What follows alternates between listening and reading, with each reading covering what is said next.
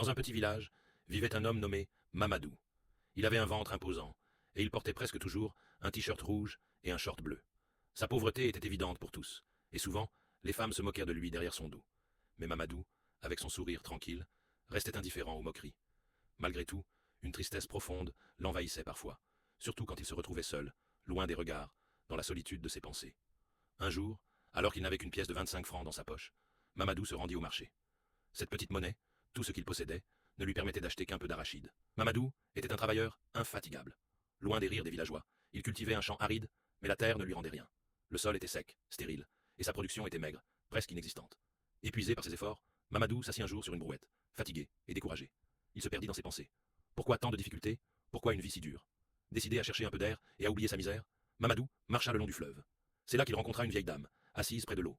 Elle le regarda, intriguée par son air préoccupé, et lui demanda ce qui n'allait pas. Mamadou, d'un ton grave, lui expliqua sa vie de labeur, sa pauvreté et ses rêves de changement.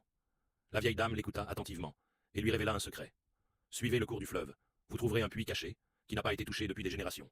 Avec son eau, vous pourrez arroser vos champs et peut-être voir un jour la richesse de la terre. Empli d'espoir, Mamadou se rendit à l'endroit qu'elle lui indiqua. Après un long chemin, il arriva au puits, un endroit presque magique, enfoui sous la végétation sauvage. Il prit l'eau fraîche, la transporta avec soin, et commença à arroser ses champs desséchés.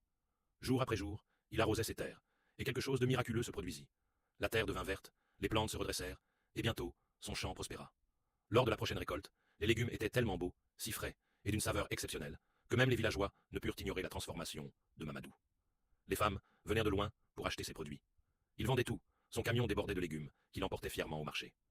Avec cet argent, Mamadou, désormais bien plus riche, décida de se rendre en ville pour acheter de nouveaux vêtements. Lorsqu'il arriva dans le centre commercial, il était comme un enfant devant un jouet. Il admirait les boutiques et les tenues étincelantes.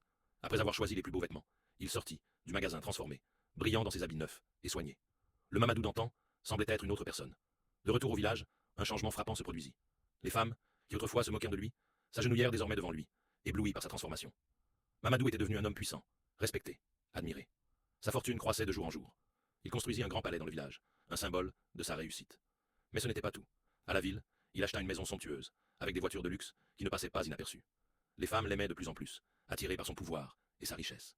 Mamadou était désormais l'homme le plus riche du village, un homme qui avait transformé sa vie grâce à son travail acharné, à sa persévérance et à un peu de chance. Il avait su se relever des moqueries, des humiliations, et, grâce à son esprit tenace, il était devenu une légende vivante, un exemple pour tous ceux qui doutaient encore de leur potentiel.